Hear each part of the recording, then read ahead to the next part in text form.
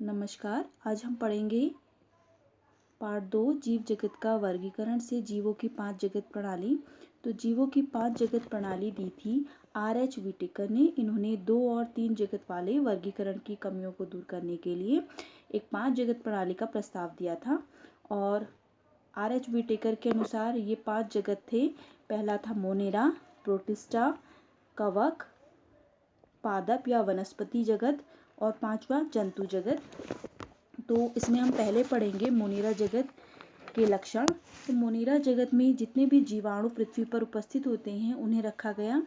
Monera जगत में सभी प्रोकैरियोटिक जीवों को सम्मिलित किया गया। प्रोकैरियोटिक का मतलब है ऐसे जीव जिनका केंद्रक के चारों ओर केंद्रक झिल्ली नहीं पाई जाती है, उन्हें प्रोकैरियोटिक जीव कहते हैं। या कह सकते हैं हम जिनमें केंद्रक सत्य केंद्रक अनुपस्थित होता है उन्हें प्रोकैरियोटिक जीव कहते हैं। जैसे जीवाणु, साइनोबैक्टीरिया या नीले हरे शैवाल, आर्कीबैक्टीरिया, आर्द्र जीवाणु और परपोषी जीवाणु। और ये जीवाणु सभी स्थानों पर पाए जाते हैं। ये गर्म जल के झरने, मरुस्थल में, बर्फ में, समुद्र में और ऐसी विषम परिस्थितियों में भी पाए जाते हैं जहाँ पर कि जीवन कठिन होता है। कह सकते हैं कि हम जीवाणु सर्वव्यापी हैं और हर स्थान पर पाए जाते हैं। तो आइए पढ़ते हैं मोनेरा जगत के लक्षण। तो मोनेरा जगत के जो जीव होते हैं वो प्रोकैरियोटिक होते हैं। जैसे मैंने आपको बता दिया कि प्रोकैरियोटिक जीवों का केंद्रक सत्य नहीं होता है। इनमें केंद्रक के चारों ओर केंद्रक कला या केंद्रक झिल्ली अनुपस्थित होती है। ये सूक्ष्मदर्शी होते हैं, यानी कि इन्हें देखने के लिए सूक्ष्मदर्शी की आवश्यकता होती है। दूसरा लक्षण है अधिकांश जीवाणु एक कोशिकीय होते हैं तथा कुछ जीवाणु बहुकोशिकीय भी होते हैं। तीसरा लक्षण है प्रोकैरियोटिक से हमने बनाए, इनमें केंद्रक का अभाव होता है या सत्य केंद्रक अनुपस्थित होता है। ये मुख्यतः परपोषी होते हैं। जैसे परपोषी 3 प्रकार के होते हैं, मृतजीवी, सहजीवी और परजीवी होते हैं। माइकोप्लाज्मा ये एक जीवाणु है को छोड़कर सभी जीवाणु में कठोर कोशिका भित्ति पाई जाती है। अगला लक्षण है कुछ सदस्य स्वपोषी साइनोबैक्टीरिया तथा कुछ सदस्य परपोषी होते हैं। यानी कि कहने का मतलब है कि कुछ जीवाणु तो स्वपोषी होते हैं और कुछ जीवाणु परपोषी होते हैं और इनमें कोशिका के चारों ओर कोशिका भित्ति पाई जाती है। तो ये तो हो गए मोनेरा जगत के लक्षण। इनमें हमने मुख्य लक्षण पहला पढ़ा कि ये सभी जीवाणु जो हैं वो प्रोकैरियोटिक होते हैं और इन्हें देखने के लिए सूक्ष्मदर्शी की आवश्यकता होती है।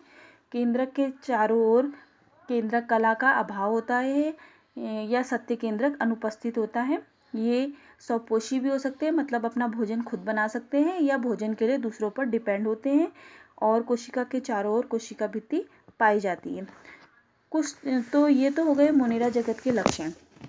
तो उसके बाद है जीवाणु कितने प्रकार के होते हैं।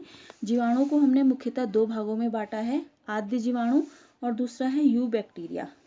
तो आद्य जीवाणु वे जीवाणु होते हैं जो अत्यंत विषम परिस्थिति में पाए जाते हैं, जैसे गर्म जल के झरने, अत्यंत लवणीय क्षेत्रों में, रूमिनेट पशुओं की आंत में। कहने का मतलब है कि जो जानवर जुगाली करते हैं उन पशुओं की आंत में भी आद्य बैक्टीरिया मिलते हैं जहाँ की जीवन कठिन होता है।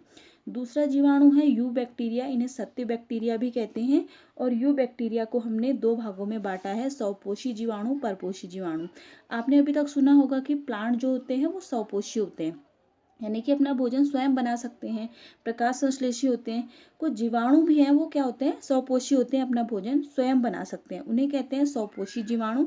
और कुछ जीवाणु होते हैं वो भोजन के लिए दूसरे पदार्थों पर, दूसरे जीवों पर निर्भर होते हैं, उन्हें कहते हैं परपोषी जीवाणु। तो स्वपोषी जीवाणु को भी हमने 2 भागों में बांटा है। पहला है क्लोरोफिल संश्लेषी और दूसरा है रसायन संश्लेषी। क्लोरोफिल संश्लेषी वे जीवाणु होते हैं जिनमें क्लोरोफिल ए मिलता है और वो क्लोरोफिल की उपस्थिति में, सूर्य के प्रकाश की उपस्थिति में अपना भोजन बनाते हैं। इन्हें हम सामान्य भाषा में कहते हैं साइनोबैक्टीरिया या नीले हरे शैवाल, और जैसे कि इनका उदाहरण है नॉस्टॉक और एनाबीना। उसके बाद है रसायन संश्लेषी जीवाणु।